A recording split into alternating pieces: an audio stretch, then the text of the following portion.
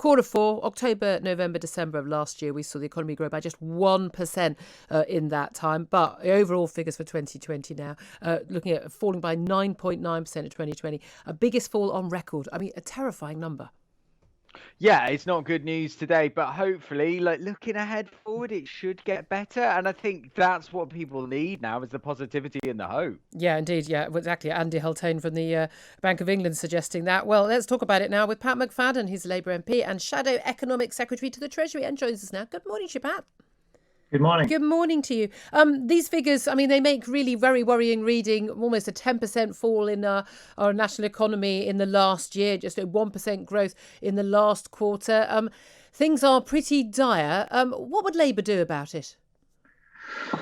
Well, the figures published today underline the economic challenge the country's facing. We've not only got among the highest death rate in the world from the virus, but we've taken among the biggest economic hit.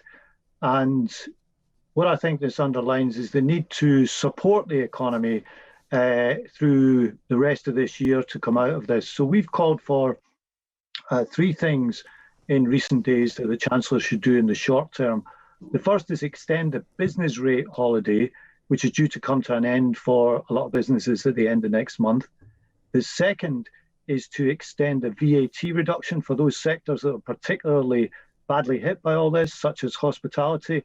And the third is to combine an extension of furlough with a retraining offer for people who might be in a situation where they can't go back to the job that they previously had. And what unites all of those is a continued need for support for businesses and workers to get us out of this and get us back to the economic growth and the prosperity that we all want to see.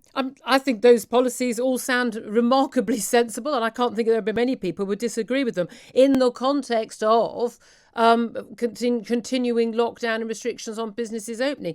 But what those businesses really want, as opposed to getting government help, is to be allowed to trade again, is to be allowed to open up, to employ people, not have them on furlough, and to do business in a COVID-secure way, if necessary, however long we have to do that for. Does Labour support ending the lockdown? And if so, when? Look, it would be a bit facile for me to just say we'll end the lockdown tomorrow. If we've learned anything over the past year, it's that the right economics and the right virus management go hand in hand. So of course you want to get to a situation where you can get the economy moving again, but it has to go hand in hand with proper management and control of the virus. That's why the vaccine rollout, for example, is so important. I'm glad that that's going well. Let's hope that that keeps going. But we've got to have good virus management and good economics marching hand in hand. Yeah, I think a lot. Again, I don't think there'll be many people who disagree with that. So what is good virus management? Vaccine rollout going very well. Pretty much around this weekend, anyone who's over 70 who wants the vaccine can have it. We've seen a huge extra take up of the vaccine, 90 plus in some age brackets, more than 75% plus even in the 70 plus age group. This is the age group that account for 88% of deaths. We've seen their death rate already plummet. Transmission rates are going down in their age group. All the signs are very good as we roll this vaccine out. So when do we come out of lockdown? What are the criteria? I ask this of every government minister. You're a shadow minister. You'd like to be in government. What are the criteria for coming out of lockdown? And I'm afraid, well, when the time is right, isn't an answer. Well, the criteria for coming out of lockdown is a lot fewer people dying. How many fewer? Give me a number. I can't give you a number. Why not? Does Labour not have a policy on this? It's the biggest issue. You're responsible for talking on economic affairs. This is the biggest single economic issue that we face. Does Labour not have a policy? Admittedly, the government doesn't either. But does Labour not have a policy on how many deaths would be acceptable for us to come out of lockdown? I'm not going to give you a figure for an acceptable rate of deaths. I think that's a pretty brutal way to look at it. It's a realistic way of looking at it. You have to get, obviously, with deaths running at the way they have been at the moment, about 1,000 a day. No, they're not running at 1,000 a day. That's not true. They're around the 700 mark a day. That's the actual 7-day rolling average. Recently when they've been 1,000. That's because they're much lower at the weekend. Pat McFadden, I'm sorry, I don't expect you to know these numbers. The average death rate at the moment, this last week, the 7-day rolling average is around the 730 mark, I believe. With death rates as they are at the moment, it's obviously far too high to come out of this. So what we've got to do... So what is the as I number say, that wouldn't be too high? As I say, I'm glad that the vaccine rollout is going well. They've got to come down a lot. How You've got to much? take the pressure How off much the by? NHS. How much by? I'm not going to give a figure for Why an not? Do you acceptable not have a death. figure? You don't want to say the figure, or does Labour not have a policy on this?